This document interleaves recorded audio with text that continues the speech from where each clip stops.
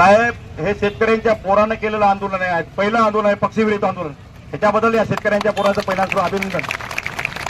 आणि आज मुदखेड तालुक्यातील शेतकऱ्यांची अवस्था काय झाली आहे सांगण्याची गरज नाही. आता सगळ्या वक्त्यांनी सांगितलं, वेळ कमी आहे, बराच वेळ आंदोलन चालू आहे. मी थोडक्या मोजक्या शब्दामध्ये तुम्हाला सगळ्या गोष्टी सांगतो. आमच्या शेतकऱ्यांना आजचं जे आंदोलन छेडलंय ते त्यांच्या प्रमुख 3 मागण्या आहेत साहेब. लक्षात घ्या साहेब, तुम्हाला सांगालोय, कशामुळे सांगालो की प्रशासनाला तुम्हाला कळविणे गरजेचं आहे. पहिली मागणी आहे यांची की आता जो पहिल्यांदा सुरू सरसगट अनुदान मिळालं पाहिजे. प्रत्येक शेतकऱ्यांचा अनुदानाचा विचार झाला पाहिजे. त्याच्यानंतर हेक्टरी 1 लाख रुपये शेतकऱ्यांच्या नावावर आले पाहिजे. तिसरी मागणी आहे कर्जमाफी झाली पाहिजे. त्याच्यानंतर यांची जी प्रमुख मागणी आहे तो म्हणजे शेतकऱ्यांना हमीभाव मिळाला पाहिजे. साहेब, जोपर्यंत शेतकऱ्याला हमीभाव मिळणार नाही तोपर्यंत शेतकरी जिवंत राहणार नाही. आता आजची परिस्थिती अशी आहे की शेतकऱ्याला मुदखेड तालुक्यातील शेतकऱ्यांची विषय का जिल्ह्यात धरा, मराठवाड्यात धरा, महाराष्ट्रामध्ये आज परिस्थिती हीच उद्भवलेली आहे.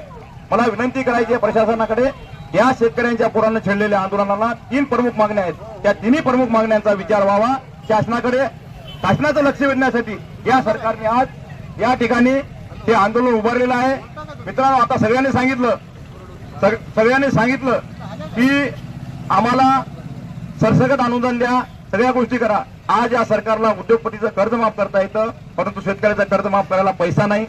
ही एक फार मोठी मागणी आहे. आणि तुम्हाला सांगू इच्छितो की आताच म्हणल्याप्रमाणे पंजाबमध्ये हेक्टरी 50,000 रुपये अनुदान सरकार देतं, परंतु आपल्या इथलं राज्यातलं सरकार 50,000 रुपये द्यायला काचकूच करतं. याचं कारण आहे त्या ठिकाणचा वटलेला एक वटलेला शेतकरी आहे. मित्रांनो, लक्षात ठेवा, ज्यावेळी शेतकरी रस्त्यावर येतो त्यावेळेस सरकारचा आवाज बंद होतो आणि सरकारला नाईलाज असतं तेव्हा सरकार अनुदान देतं. त्याच्यानंतर दुसरी मागणी होती की कोल्हापूरच्या, ठीक आहे, पंजाबमध्ये दुसरं राज्य आहे, शेतकरी एकनिष्ठ असतील, शेतकरी रस्त्यावर उतरले असतील. महाराष्ट्रामध्ये कोल्हापूरला काय काय दिलं तुम्हाला माहिती आहे मित्रांनो. राजगोर साहेब, तुम्हाला माहिती आहे की सरकारने या कोल्हापूरवासियांना काय दिलं? तर त्यांना दिलेलं आंदोलन आहे. त्यांना जी मदत दिली ती कोल्हापूरच्या धर्तीवर सरसकट कर्जमाफी केली. त्याच्यानंतर दुसरे म्हणजे हेक्टरी 50,000 रुपये दिले. आमची मागणी हेक्टरी 1 लाख रुपयाची आहे, रास्त आहे. आता मी तहसीलदार साहेब या ठिकाणी आहेत, त्यांना विचारतोय, साहेब, या ठिकाणी कोरडवाहू शेतकऱ्याच्या नावाने पंचनामे झालेत, परंतु खरं सांगा मुदखेड तालुका हा बागायती आहे की कोरडवाहू आहे? होते कशासाठी बोलले होते? कारण ती सरकार ऐकत नव्हती.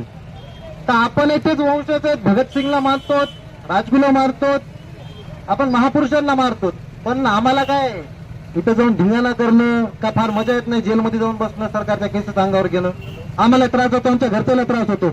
पण आम्हाला खायला जर काही नसेल तर आम्हाला धमाकाही करावं लागेल. साहेब, फक्त सुरुवात आहे. मग नंतर तुम्ही आमच्यावर केस करसाल, मदत घालसाल, आम्ही भीत नाही.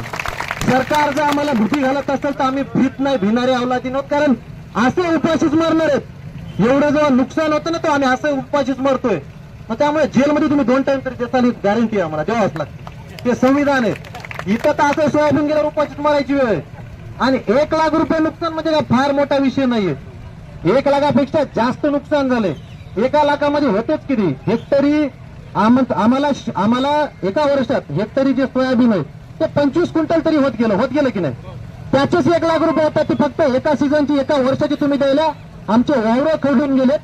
एवढे वावरं खरडून गेलेले असताना त्या वावराला माती कुठून आणावी, ती माती कुठून लावावी, ती माती सुद्धा विकत घ्यावी, त्याचे पैसे सरकार देत नाही. ते पैसे आम्हाला खर्चावे लागतात.